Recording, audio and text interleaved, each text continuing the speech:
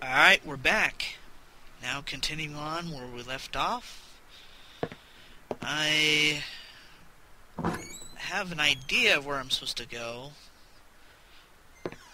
If I was a writer, I would probably go back and write.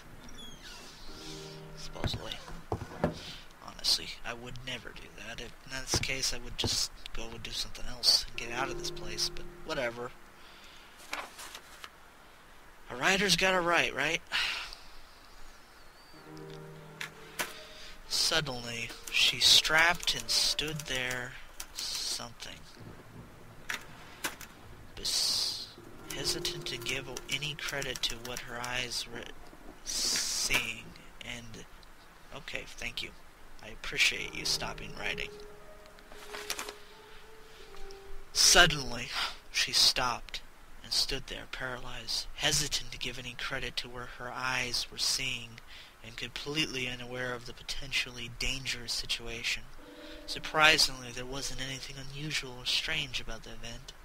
Little Kathy was hastily crossing the living room towards the huge oak door, her fancy black dress fluttering at every footstep. As the girl reached the doorknob, she turned and looked back at Marianne and urged her with a whisper to hurry up. But Marianne wasn't seeing Kathy. Her memories haunted her back and displaced reality, giving room to the nightmarish vision she had spent months trying to forget. Ever since her first visit to the old house, in her dream, she saw the little girl, also wearing a black dress, emerging from a passageway hidden in the room. She'd never actually managed to glimpse where the passage was, only saw the girl running towards her, her small face contorted in a horrible grimace. Marianne quickly realized it was a twisted version of the Kathy she would know later, as if her figure was then distorted by a veil of smoke. Her exact movements through the room, reaching for the knob, facing her back. Those were too many coincidences to ignore. It wasn't a nightmare that she was experiencing that day, nor a ghost. Something she refused to believe in, but was now willingly to blindly embrace the truth. Given the shocking vividness of the vision, a ghost would come from the past. What she'd seen came from Her thoughts were interrupted as a figure behind her cast a shadow across the doorstep. "You filthy liar! You betrayed me!" A groaned, a deep voice. Oh boy. He's getting into it alright. I'm really... Sheesh. Discoveries I had made in the house were too exciting to stop now. I thought that maybe I would investigate further today and return to work for tomorrow. Oy.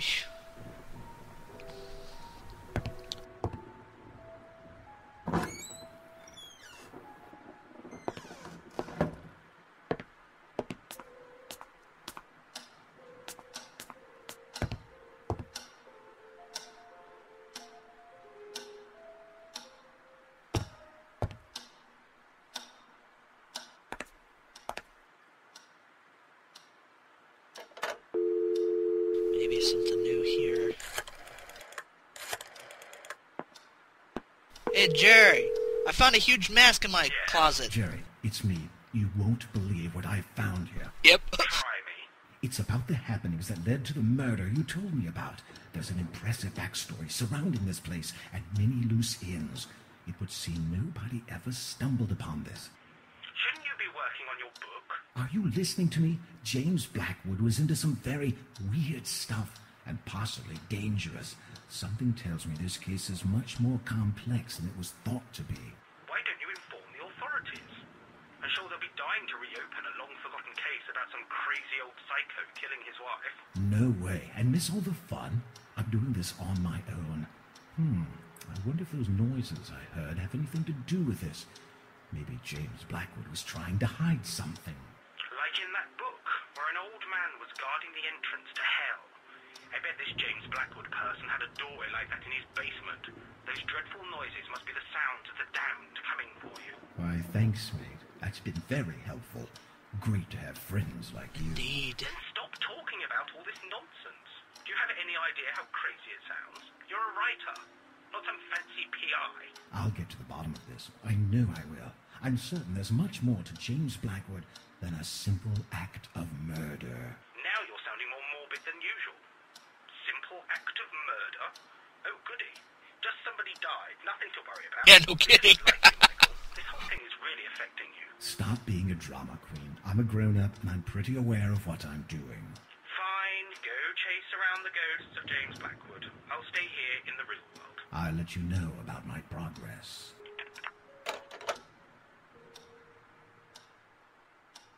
Well, what time is it now?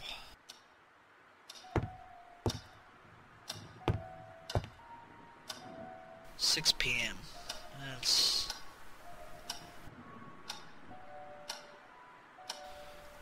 I wonder...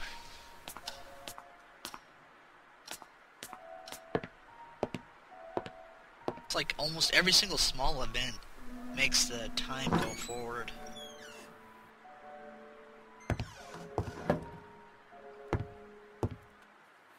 I laid down on the bed. I was right, he was tired. Something didn't feel right. Okay, what's going on now?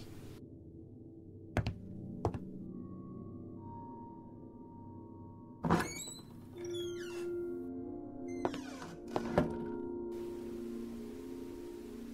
don't hear anything out of the ordinary.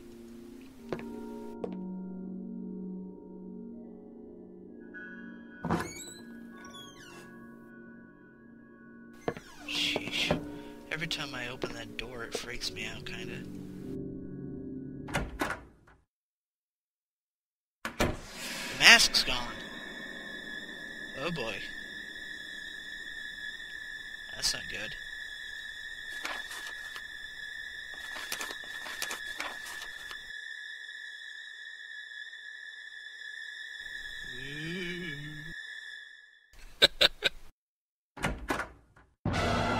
Whoa, that's freaky.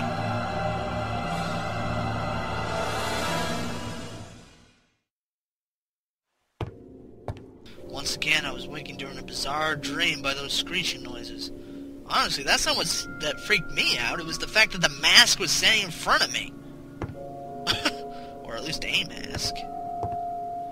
Okay, so the screeching noises, eh? Let's see if the mask is moved. I bet you it's not. But she was just in the dream only. Like last time.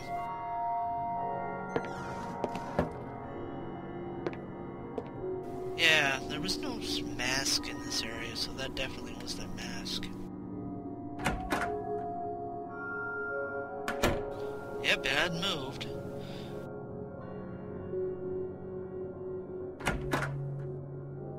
Yeah, no mask there, so therefore... Sheesh. Hey, good job on that. Okay, so, scratching noises. What you want to bet it's the fireplace again?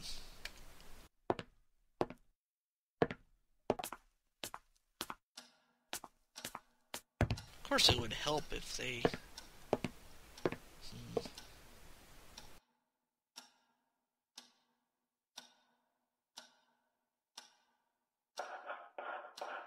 Yep, there it is again. Okay, well, now I actually have a lantern, so I should be able to go downstairs. Honestly, not sure if I want to, but what choice do I got?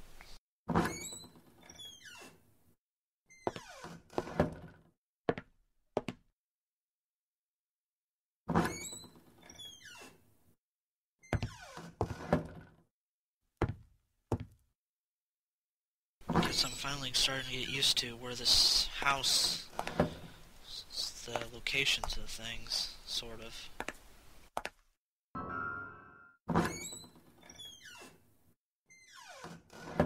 pitch black. Okay. Yeah, of course.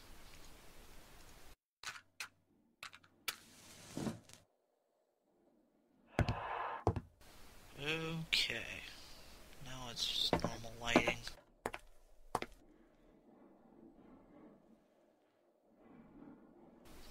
There's the scratching noise.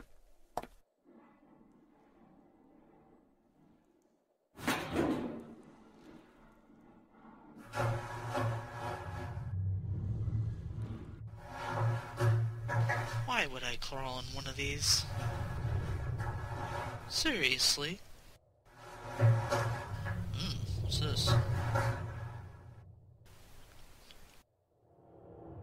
Ooh, that's not good.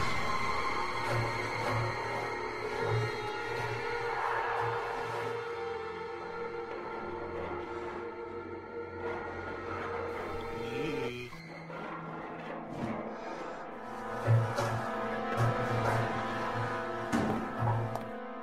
Nothing. Of course.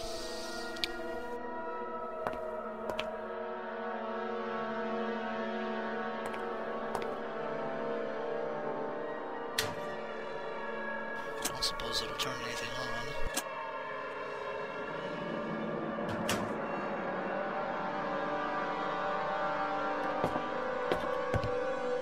With my heart pounding, I barely gathered the strength to leave the basement. Honestly, I would gather my strength and run out of there quicker than quick. The last drop of oil inside the lamp had been consumed. That quickly? Wow.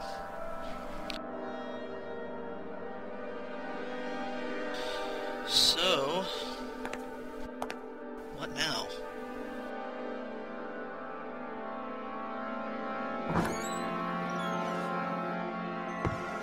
I was too confused to think straight, and almost against my will, I returned to bed. Yeah, I'd say against my will too. I wouldn't sleep after that.